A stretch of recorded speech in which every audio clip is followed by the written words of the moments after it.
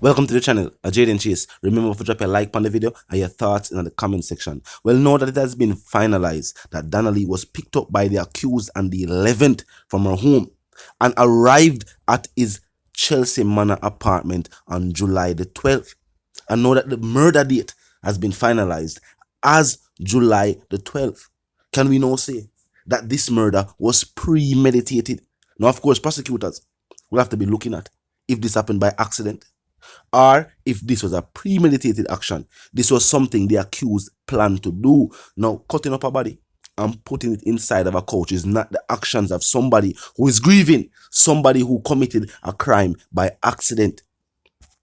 Some have said the accused planned to take Donna Lee's life from the very night him go pick her up. This was nothing that happened by accident. Some speculated that it was a photo of her. He said it wasn't a photo of her. This man hired 2 different trucks that were caught on CCTV cameras. This man intimidated a witness and tried to tamper with evidence, stating that he had an upcoming promotion and he wanted to see the video footage or have the video footage erased because him that walked past a bonus spliff and him that wanted damage in prospects of getting that promotion at work. Trying to cover up the crime. Monster. Now his attorneys seem to be confident that he will be granted bail. Now, if you agree that based on the evidence, justice must be served and the accused must pay for the crimes against Donna Lee Donaldson, well, drop a like on the video and of course drop a comment in the comment section. Now, speaking of the next bail hearing date, it will be a day after Miss Lug's 50th birthday. She will be turning 50, a milestone, and sadly her daughter will not be here to celebrate it with her. Now, she says she wants all supporters to join her on a Facebook live stream.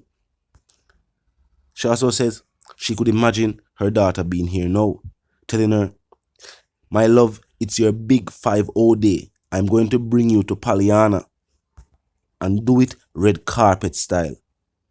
And as we have seen from photos, Donna Lee was definitely a daughter that enjoyed the company of her mother. We see them out on numerous occasions. Definitely a very sad situation. Now, Miss Lug has stated that she will fight for justice. For justice for her daughter, no matter what. I'm going to feel like maybe a foundation should be created in her honor. A foundation that helps with these type of situations. Helps the families cope with these type of situations. Just things of that nature. Tell me if you agree that maybe the state should work with Miss Lug to create a organization or a foundation in Donna Lee Donaldson's honor, a foundation that helps family cope with situations like this. Seeing that some have said that it seems as if the state has paid this case no mind in particular.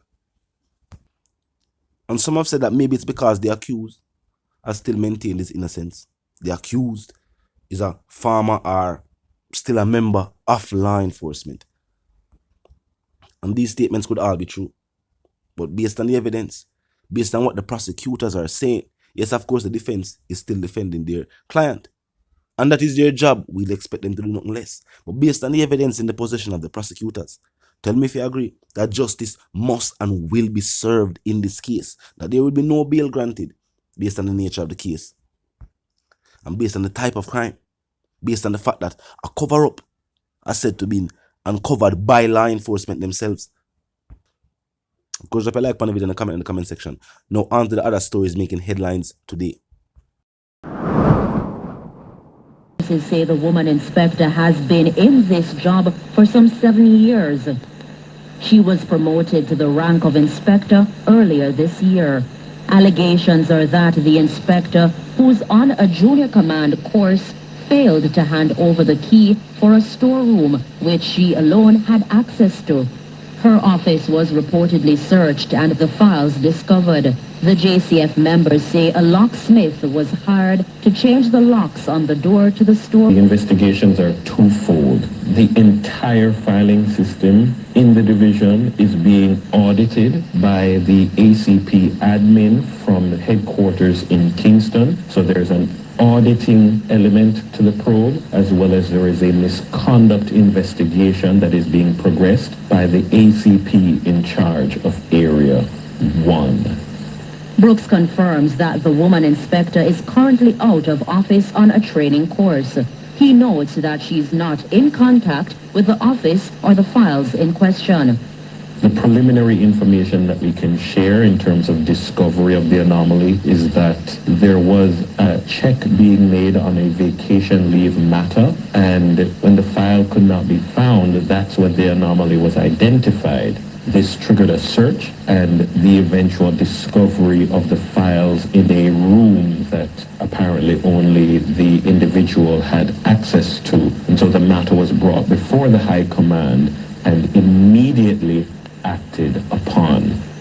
Brooks says given the rank of the individual, the matter will go to the Police Services Commission. We have to prepare the investigation and the evidence and submit it there.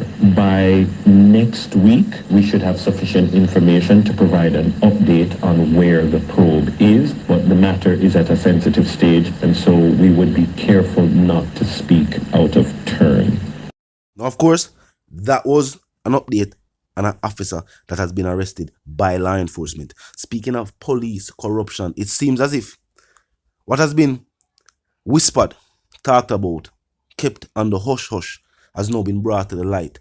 Members of law enforcement are indeed involved in criminal activity and have been using the force as a cloak. Being a part of the force, feeling or seeming to go undetected by other members of law enforcement. Now, we have to also talk about this. Law enforcement have to work on getting out members of law enforcement who are involved in criminal activity. It's sad for no say. Individuals who have sworn an oath, underpaid, overworked, trying to fight crime and violence have to be doing so with members of criminal organizations who are also a part of the force.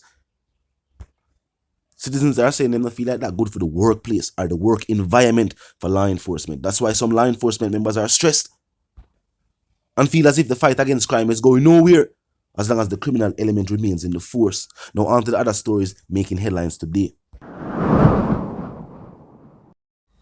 Now also making headlines today, it has been stated by law enforcement that the Spanish Town-based organization, dubbed the Klansman organization, was behind the collection of millions of dollars from unsuspecting people who paid up to $800,000 each for land adjacent to the approved Clifton settlement in the Greater Bernal Lodge development area in the parish of St. Catherine.